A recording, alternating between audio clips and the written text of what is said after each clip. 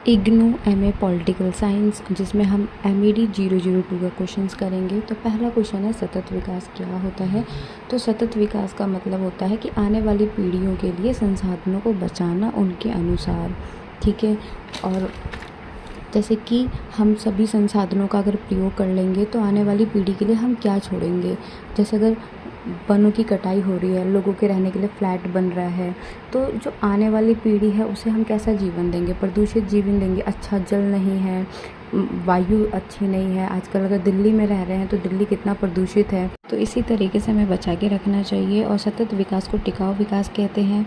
इसके उद्देश्य है कि प्राकृतिक संसाधनों को बचाना, सामाजिक असमानता को कम करना, पर्यावरण को सुरक्षित रखना और आने वाली पीढ़ियों के लिए जितने भी संसाधन हैं उन्हें सुरक्षित रखना, ठीक है। सामाजिक अन्याय जो है वो कैसे होगा कि जो भी विकास हुआ है वो सभी को मिलना चाहिए, अगर नहीं मिलता है तो वो अन्याय होता है। आर्थिक विकास का मतलब होता है पर्यावरण को बिना दूषित किए हुए हम आर्थिक विकास कर सकें।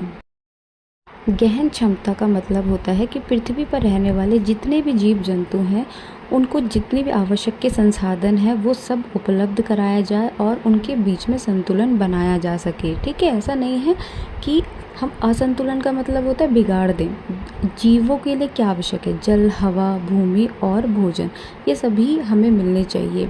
भोजन हमें भूमि से मिलता है, ठीक है। मृदा, मिट्टी का हम क्या कर रहे हैं, बहुत ही ज़्यादा दुरुपयोग करते हैं, ठीक है, जिसकी वजह से मिट्टी जो है अब उपजाऊ नहीं रह रही है।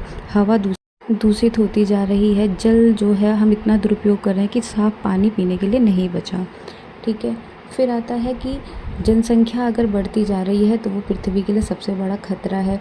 वनों की कटाई जो हम कर रहे हैं वो पृथ्वी के लिए सबसे बड़ा खतरा है। और जो औद्योगिकरण हो रहा है, जैसे कि नए नए कारखानों को स्थापित करना, विकास करना, ठीक है, उद्योगों को लगाना, जिससे क्या होता है रासायनिक जो चीज़ें होती हैं वो निकलती हैं, जिसके वजह से पर्यावरण दूषित होता है।